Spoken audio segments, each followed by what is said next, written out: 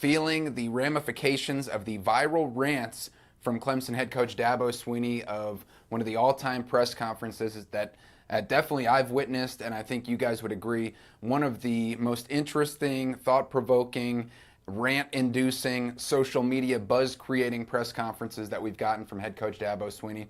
And one of the things that was buried under the lead of him saying, if Clemson doesn't want me, I might coach somewhere else, which clearly had to be the lead, was this interesting discussion toward the end of the press conference about how NIL payments and now this year revenue sharing, paying athletes, directly from the NCAA and the school's budget of multi-millions of dollars, has influenced the accountability now that these amateur athletes, if you still want to call them that, are being held to. So let's listen to Dabo Swinney's take on the pay for play and the accountability taking place here. And also Tigers legend, offensive lineman formerly Eric McLean, now with the ACC network, chimes in on this topic as well.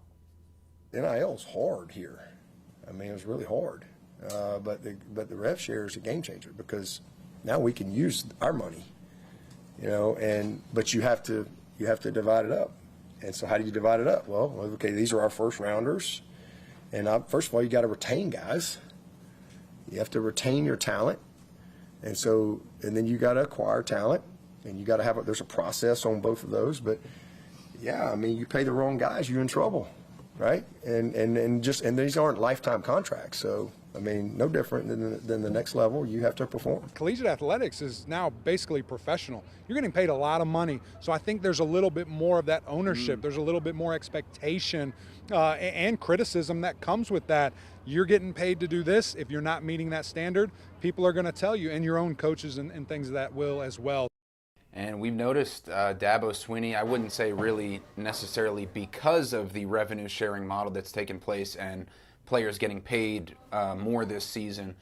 We've seen him be quite critical, but I don't really think it's related to that, of individual players. Quarterback Cade Klubnik recently for the 1-2 record to start. Ashton Hampton missing several assignments at cornerback against Georgia Tech, resulting in long plays, explosive plays that helped the Yellow Jackets take down Clemson in the first game of conference play. But Kevin, what do you think? Have you noticed that this season in college football, athletes being held to a higher standard because they're getting paid more now with the revenue sharing? Or how do you see this whole thing taking place as far as the pay influencing the criticism that you can have for college athletes? Well, I don't know if it's a higher standard, but it's a different standard at this point because, it used to be with the college players, they would catch criticism from some people, whether it was fans or coaches, but there was always kind of the underlying thing of these are just kids and you can't go in on kids too hard. They're all they're getting is a scholarship and room and board, and that was it. And that made sense. But now, like Eric was saying, they are essentially professionals. They're getting a paycheck, whether it be from the school or from NIL foundations or whoever they're taking money from to do commercials or that kind of stuff. They are getting money. They are getting paid to play. So they are wide open, in my opinion, to the criticisms that come from how they play. And like Dabo said, this is more like putting together a franchise now. They've got to direct their money in certain places. The top players are getting a lot more money than the bottom players, and that's something they've got to be aware of. And if a top player isn't producing on the field, that's something that's going to set a program back, Rick, especially in a year like this. Yeah, I don't know if people right now, they're thinking about, hey, these players are getting money. Hey, I'm going to come out. If they don't play up to my standards or my satisfaction, I'm going to boo them. But I have to admit, there were fans booing the Gamecocks early in their game against South Carolina State. And I don't know if Dabo did his players any favors by talking about this publicly, because everyone knows now that the players are getting paid, and especially the Clemson fan base, they're so disappointed right now. They hear Dabo, yeah, that's right. These guys are getting all that money, and this is the best they're giving us. But I do think coaches are smart to tell them when they're in the locker room, hey, you guys are open to more criticism now because you're getting paid, and we know there's some people out there who are against that. So, hey, let's step it up, guys. Carmine?